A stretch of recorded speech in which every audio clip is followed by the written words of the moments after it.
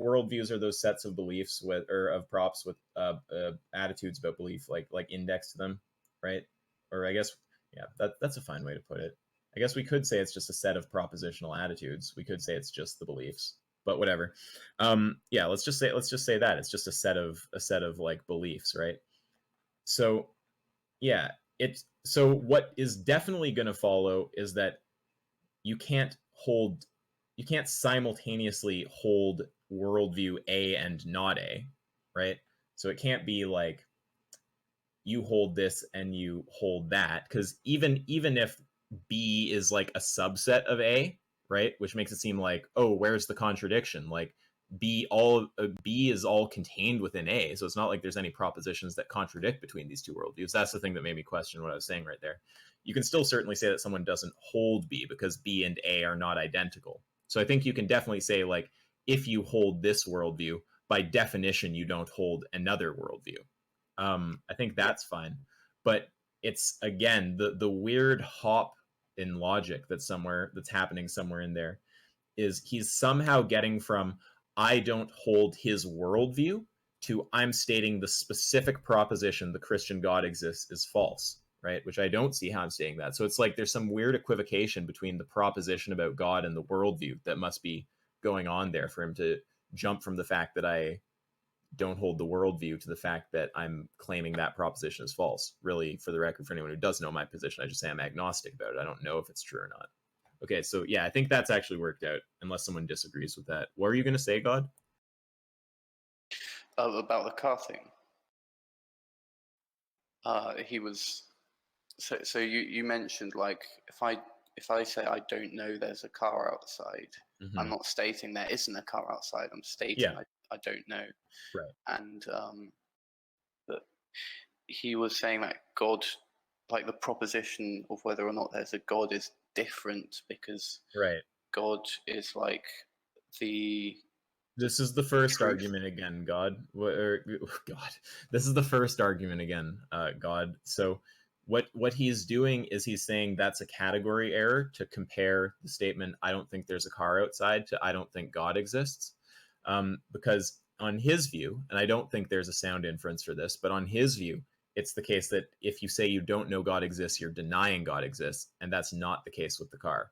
So the way that he'll try to make the category separation there is to tell you that cars don't have the property. Then he wouldn't say it this like technically, but he'd try to say something like this. He'd say cars don't have the property that everyone knows they exist, or everyone knows when they're outside of their house, right? He would say God does have the property that everyone knows he exists. So being uncertain whether there's a car outside doesn't somehow mean that the car that doesn't exist. Being somehow uncertain of whether God exists actually would mean that God doesn't exist, because one of his properties is that everyone knows he exists. But the weird thing there is, again, the same jump from before, right? Sure, he can say via that kind of modus tollens argument, if we just grant the premises, right? If God exists and everyone knows he exists, and it's not the case I know he exists, sure, we can grant that from those premises, it would follow that God doesn't exist, but it wouldn't follow that you're denying God, right? So I don't understand. I don't think that his attempt to make the category separation between the statements I'm not sure if there's a car outside and I'm not sure if God exists actually works out, because it seems like we can grant that separation and just say, okay, yeah, God does have that property, and if you're not sure he exists, then he doesn't exist, right? But it just still is not clear why it would follow from that you're actually denying that he exists. So it's just the same problem as before. That's all that's happening with that car analogy. Okay, I see. Thank you for explaining that. Yeah, no worries. Do you follow all that, or does that trip you out a bit? No, I follow it because, God has the property that everyone knows he exists, and cars don't have that property. Right. So, but and this is the important part. So just assume God has that property, okay? If you don't know he exists, then what is it that follows? He doesn't exist. Right. And what is it that does not follow from that?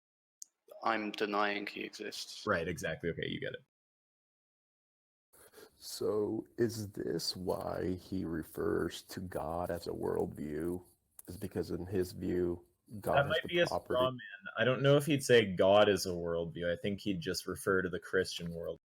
Well, no, that's just Or the thing. sometimes he talks about the creator creation distinction worldview. But I don't know if he would say Well, God is a worldview. I've never heard those particular words from him. n- n- I know. I mean, I did though. Like I I also kept, think that he doesn't make sense about that creator creation distinction thing because he says it's a worldview and he says it's a proposition, but he says that worldviews aren't propositions. So, I mean, that's just going to be a contradiction.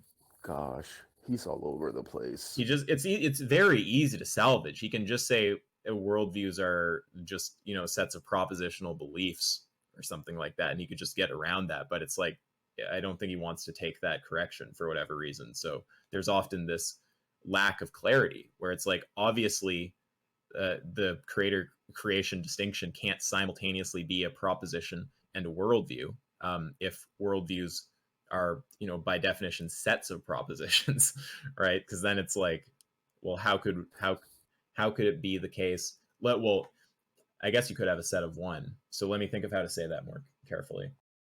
See, but okay, but you're falling into his trap of playing on words, man. This No, is exactly what he does. I'm just being careful. You could have 1 second. So just let me think of what the distinction is there. So so the problem is that he says it's a worldview as if it's a set of multiple propositions, but then sometimes he talks about it like it's a single proposition. So he just kind of needs to be clear about what it is. Like, is the creator creation distinction a set of propositions or like I mean let me be clear, a group of more than one proposition, or is it just that one proposition about the creator and the creation being distinct? And it's never really clear there what like I'm not clear if he thinks that's a proposition or somehow a group of propositions. Yep, he needs to answer two questions. One is, in view, right? Does a worldview contain one or more? Can a worldview contain one proposition? And if not, then does he think a set of propositions can also be just one proposition? Yeah, well, a set that's why I stopped saying set. A set, you can have a set that just has one element in it, but like yeah, it's just the fundamental thing is just that is he saying that that is one proposition or is he saying that's a bunch of propositions? And it's just not clear, and he seems to kind of go back and forth between them because Yes. and I'll give you an example. Like for example, I'll affirm some specific proposition like that there's a distinction between the creator and the creation, and that's in terms of their like their properties like being like uncaused and this kind of stuff. So I'll like affirm that there's a distinction, and he'll take that as me agreeing with the creator creation distinction, right? So in that case, it's not me agreeing with his whole worldview. It's just me agreeing with that proposition, and that seems to fly. But then later, if I deny some other proposition or I'm not convinced of it, then he says I'm not holding the creator creation distinction worldview. So it's just not clear. Like, I mean, it's not clear what he is referring to there because it's like if I deny some other proposition and you can't show how that proposition entails a denial of the creator creation distinction, then it's like, what do you mean I'm denying that worldview? But he could save that by saying it's some kind of set of things. It's like a group of propositions or something. So yeah, it's just notoriously unclear. I just don't know. Yeah, It's not it's isn't not a, that it's not like a main thing I'd even focus on though. It's just one of the many things that Dart says that I just don't really understand. Just don't know what he means when he says that really. yeah, like isn't that a classic move in like presuppositional apologetics, the trying to apply a reductio ad absurdum, um, and basically just to say, in order to deny this proposition, you have to accept it, and that kind of. Um wait, sorry. What did you say? I'm reading what Mikolash said. What do you mean any kind of a set? I don't understand.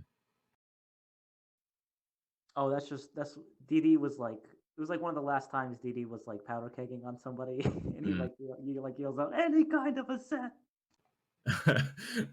Okay. Yeah. I thought maybe you were harping on me using the word set there. I try to be careful when I use that word because sometimes you should use group because set has like certain implications. What were you saying, Arthur? Yeah, I I don't probably know didn't. if it's some question about what's classic and precept. I don't know the fucking history. Like I can just talk about people like Darth who I've actually seen enough of to know what their jig. Yeah, I probably didn't explain that correctly. I just think that like that's a common tactic in like presuppositional apologetics. Like, it's like kind of like a reductio ad absurdum they try to apply by saying like, hey, in order to deny a proposition, like you have to first accept like the subject or the what the proposition is talking about. But by that logic, I mean you could literally apply that to anything. I may be wrong on that. I thought you maybe I, you maybe. I'm not completely clear about what you're saying there. Like sometimes what'll happen, and people fall for this, and I always like when I see someone fall for it, I'm like, oh no. The Darth will ask you to state your position on God. Basically, are you denying or affirming he exists? Which is always how he frames it. A lot of people just fail right there by not realizing there's a third option of I'm not sure. Yes. But some people who do realize the third option will say, well, I'm not sure. I'm not stating anything one way or the other. I'm not saying. So he'll say, do you know God exists? They'll say, no, I'm not claiming to know that he exists or that he doesn't exist. And then Darth will follow up by saying, well, was that a knowledge claim right there? The claim that I don't know that he exists and I don't know that he doesn't exist. And a lot of Oh, that's people, so cheap and slimy. fall into that though, where really the thing you should say is like, well, I'm just stating my beliefs. I'm not even making a knowledge claim right now. Exactly. Oh my God, it's so frustrating. What happens if you say you are making a knowledge claim? Let me just think about where he goes from there. I don't want to misrepresent.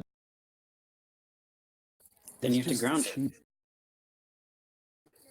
It's just nothing but stupid, cheap traps. If all you need to do is just take a few steps back, and what he's trying to do becomes so clear.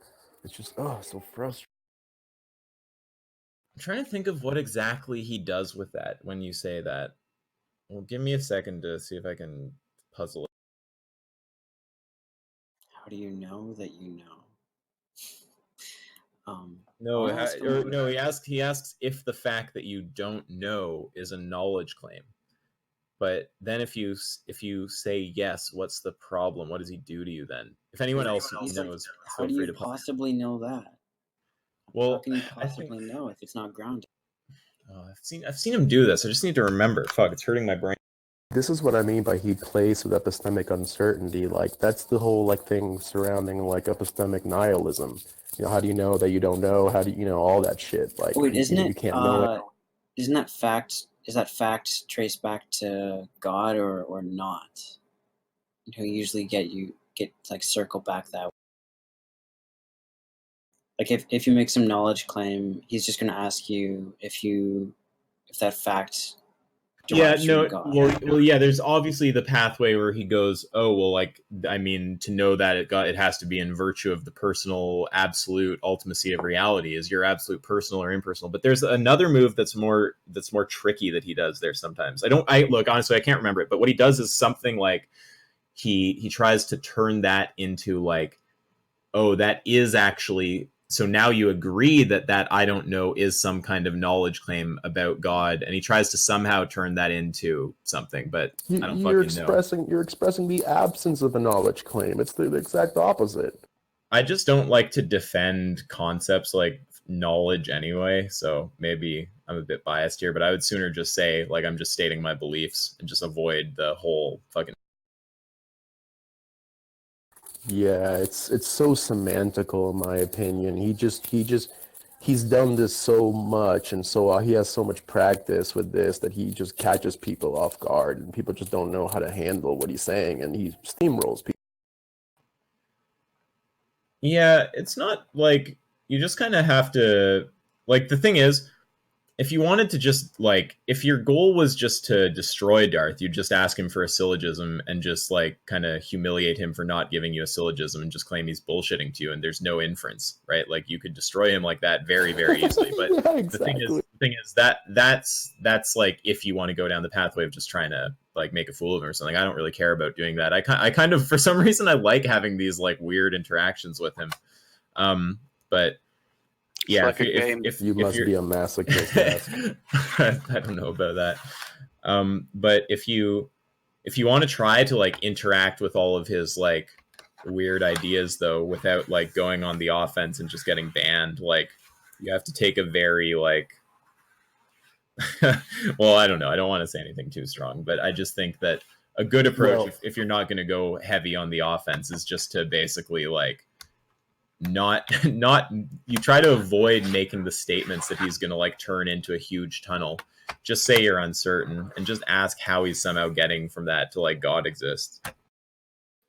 well, no, you're right. I tried to do that, but I really pissed him off.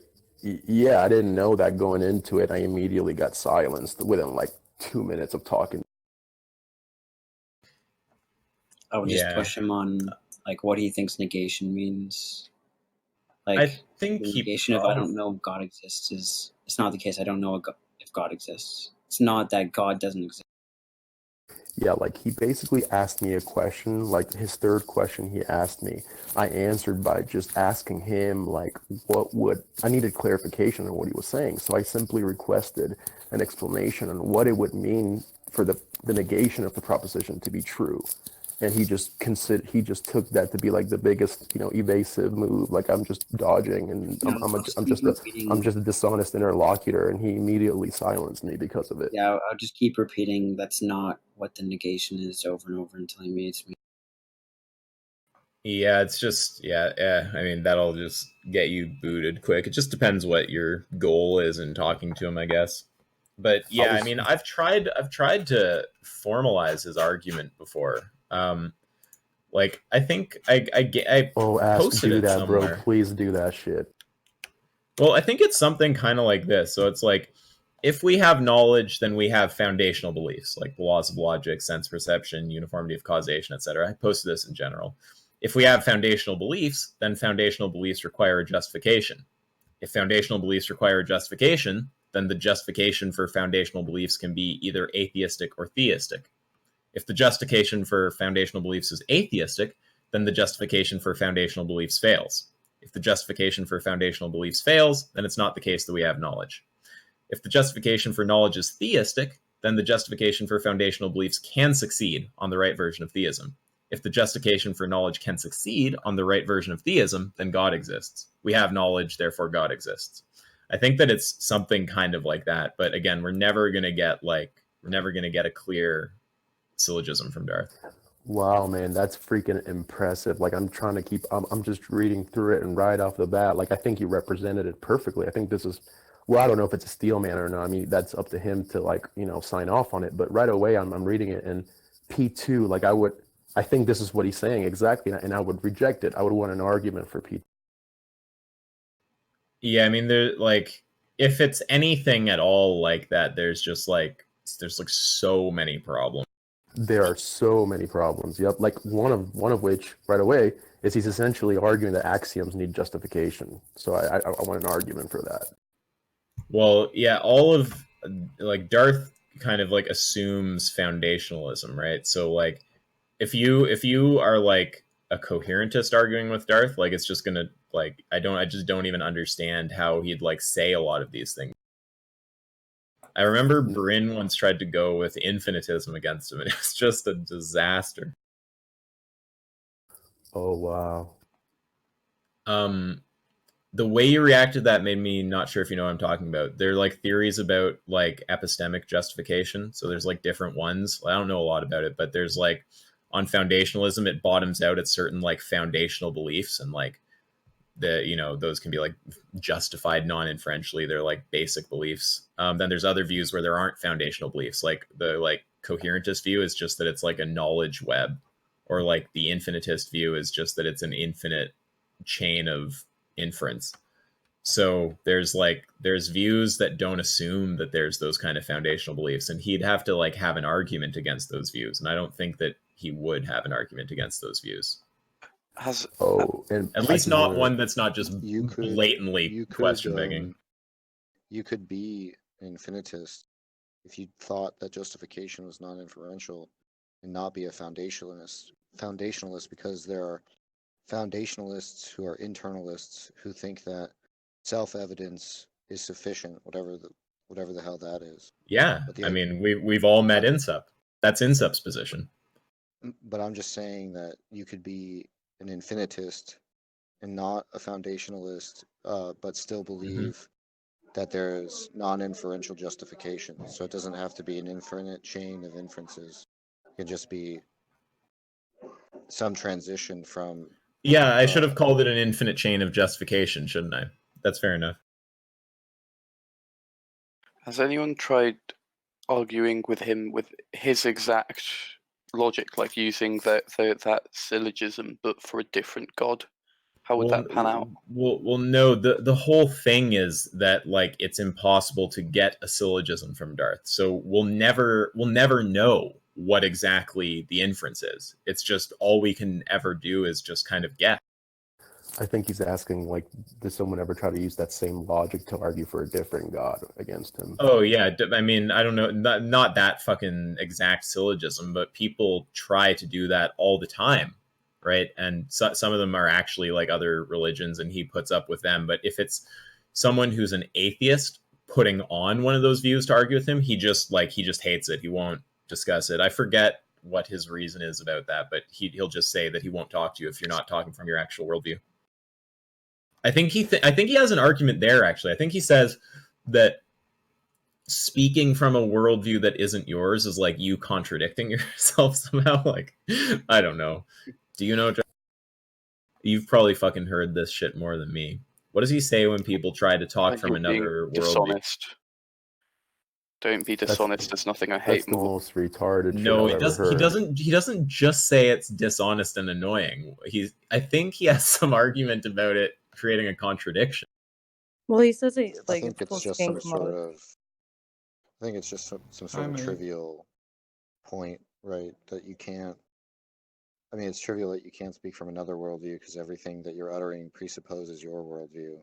So that's all he's saying. It's incoherent to presuppose some set of beliefs that you don't actually have, right? Like, even if you think that you're accepting a proposition for the sake of argument, that's part of your worldview, is that you're accepting that proposition for the sake of the argument.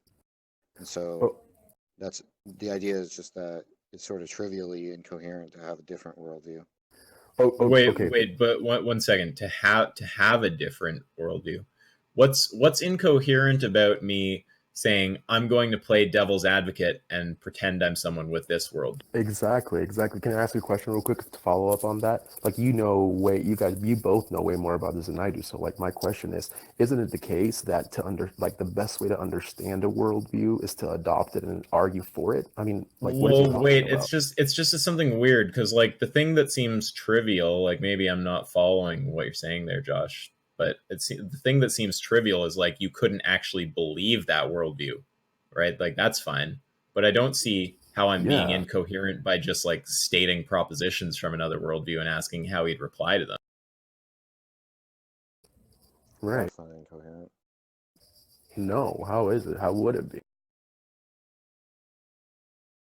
Yeah, but you have to be. That's the whole thing with Darth, is you have to be sensitive to those little details like that, because it would just be so easy to accidentally say like, well, I'm just like accepting it as true for the moment, and then that leads into some like, well, then you're like, for the moment, just contradicting yourself and being completely incoherent. Like, yeah, there's lots of little linguistic things like that he likes to kind of hop on.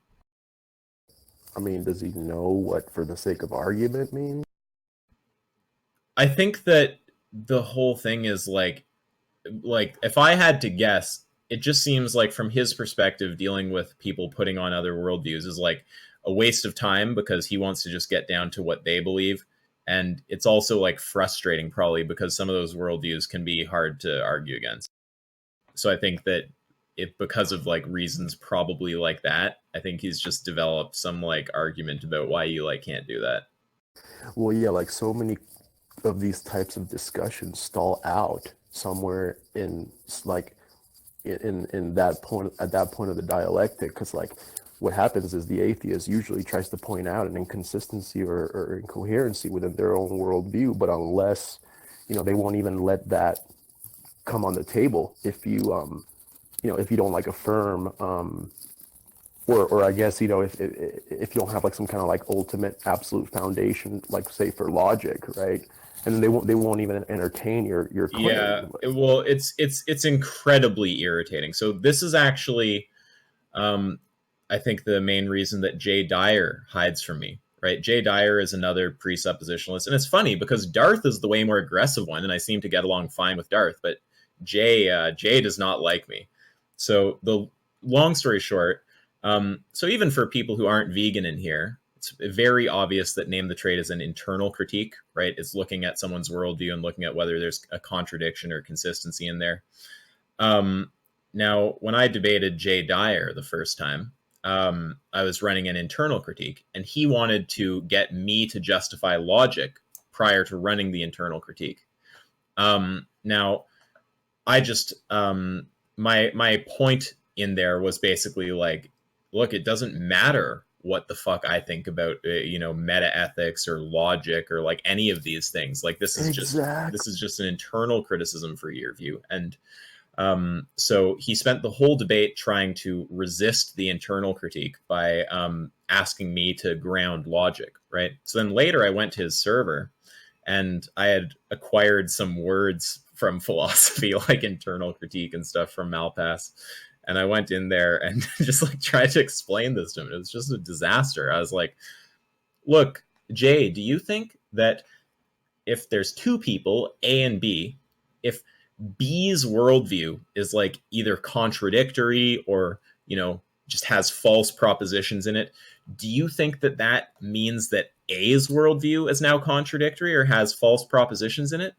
Now, like the obvious answer, I would hope, is no, right? Because if the answer to that is yes, then I guess all of the presuppers are, inconsistent and contradictory because there's atheists out there who they believe are inconsistent and contradictory. So he has to answer that question with a no, or else his worldview is inconsistent and false or whatever, right? So he has to answer that with a no, but he knows that if he answers that with a no, I get to say, okay, so your whole way of dismissing my internal critique was just garbage then. So he's just dodging me. He just won't talk to me because he knows that I'll point that out. And the part that's really annoying, that you kind of hit on there for a minute, is it when they want to act like because your worldview is incoherent, like they can't understand you or something. Like when a presupper does that to me, I literally just say like, look, you are just bullshitting me. I know full well that you understand what all the words I'm saying mean. It could be that I'm totally fucking incoherent and just stupid and nothing I say can be made sense of on my worldview, but I know you're processing my words right now. And if you say you're not, you are just lying and everyone can tell it, right? Like I just don't have patience for that particular move. That's just annoying. That's so perfect. Yep, I remember that. Like he tried to. That's a perfect example of like what I mean by like the dialectic stalls out there. Like he. I remember he was trying to trap you into making some kind of ethical claim that like or some kind of like normative position that we should follow we should be logical. Yeah, that's what Jay was doing. Yeah, you're talking about Jay right now, not Darth, for anyone who's not clear on that. Yeah, what he was trying to do was ask me, you're running a critique that's based on logic. Well, why should we be logical, right? And it's like, again, just it doesn't matter if I have some kind of reason for that or not. Like all you're doing is showing my worldview might be fucking stupid, right? It's like, that's fine. You can still tell what the words I'm saying mean. You can still understand how this is a critique for your view. So what's the reply to it? Is there still a recording of me and Jay? Yeah, it's on Vegan Gains channel. And there's also one on my channel of that debate from after when I went into his server and tried to make Malpass this point, and he just... Oh, yeah, and like, it's like, no, dude, listen, it's like, I'm not saying you should follow logic, or you should be, I'm not making a normative claim you should be logical. You, presumably, believe you should be logical. It's so stupid. They refuse to, like you said, acknowledge any internal criticism unless like whatever you you establish some kind of Christianity or framework or something like that. It's so stupid. I can't even. It's hard to even like keep up with the stupidity, like to make sense of it. Yeah, no, I think precept is just overall like a horrible tactic to argue. I mean, like even William Lane Craig like disapprove, like even he doesn't like support presupposition. It's funny though, because Darth apparently, I didn't know this, but apparently he used to be like one of the better like evidentialist apologists. So I guess he had a conversion to like precept at some point. But it's funny when he gets into some evidentialism thing, like about evolution, and you just hear him cracking out his like old like fucking evidentialist arguments, because like those kind of arguments are really like they're just like funny in a certain way. Like, have you heard his take on like radiometric dating? No. Man, honestly, Avi has like the best fucking argument about the age of the Earth. It's so simple but good. So he's like, fuck the radiometric dating. Like, it's fine, you can win the argument like that, but it's just too complicated. We don't even need to get into that. Like, look, let's just look at the angles of light coming from stars and just use trigonometry and see how far they'd have to be. Consider the speed of light, and then you get that if light traveled that far, the universe is older than 6,000 years old. Right. And the pathways to deny that are just so funny. Like, you have to say like the stars are an illusion, or like what else could you say? You could say physics is wrong, right? You could go down that road. You could argue against trigonometry. That seems pretty stupid. So yeah, I mean, I think that's like one of the better arguments. You can say that God created the light like before. It should. Yeah, but it would just, I mean, you can say that like the lights from stars is actually some kind of like illusion that God is like projecting at you. But I mean, I think that that's just kind of, it's like a reductio at that point. Like, people are just going to look at that and say, well, like, that's just insane. Like, it's completely crazy. I have this one friend. He's like the biggest Jay Dyer fan in the world. He's been always trying to convince me that Jay Dyer beat you. It's weird. I don't know. Yeah, I mean, I'm not sure what Jay Dyer said that supposedly like destroyed me, but no, Jay Dyer and the other guy, Primal, whatever, especially Jay Dyer, he sensed the level of logic that he was about to encounter with you, and he didn't let the conversation progress. He needed to find something to latch on to stall out the conversation to where you couldn't you couldn't get your arguments out or your counter arguments out. I mean, it was clear as day. Anyone with even the slightest training in philosophy or logic can detect that. Well, I mean, I don't know what exactly his motivations were or whatever, and I don't think I'm some kind of fucking logic master. But No. all I know is that I made a simple point. It was an internal critique, right? He tried to get me to justify logic, and I just responded by saying, why would I have to do that in order for you to respond to the internal critique? And that was the debate. It's just, I don't think there's any crazy logic there. I just think that's just simple. It's just obvious. Well, I'm saying my theory is that he detected right from the within moments, right? Who he like. I don't know. I don't know about that, dude. I think Jay probably does the same thing with everybody. Like, I think if anyone tries to run a fucking argument on him, he's just gonna be like, if anyone tries to do some kind of fucking internal critique, he's just going to reply by being like, well, what worldview are you coming from? That's just what they do. Well, I agree with you, but for example, ground logic. How do you believe logic if you're an atheist? Well, no, but like I recently watched a conversation between him and Matt Delahunty, and it went nothing like yours did. And again, that's because my theory, at least, and I may be wrong, I can't read his mind, but my impression that I came away with was that he saw where it was going to go if he just had a normal conversation with you, and he couldn't have that happen. I mean, he couldn't allow that to happen. Yeah, one thing Matt could have done better, and like Alex told him that he should do this before that debate, and he did do it, but he didn't hammer it. Like, he should have really like tried to extract the syllogism from Jay. Like, he asked at one point, can we just get some kind of like syllogism here, just something rough, so I know like what you're trying to argue? No, ask. I don't think you're understanding what I'm saying, dude. Jay Dyer, right? There's a reason why he let Matt. I mean, the conversation went on for an hour plus. He's a smart guy. He detected immediately that Matt wasn't going to he was going to make some technical errors, and therefore he could, you know, his argument could at least momentarily stand. I think he intuitively, right? I think he subconsciously with you immediately knew that this was not an opponent that he wanted to throw down with logically. I mean, listen, I may be wrong. I'm not saying that I have telekinesis, but I can, you know, whatever it's called. Like, I can't read his mind. That's not telekinesis. Anyway, sorry, telepathy. That's what I meant. But you know, I can't fucking read minds or anything. I mean, if you but can that crush his mind with your mind, that would be telekinesis.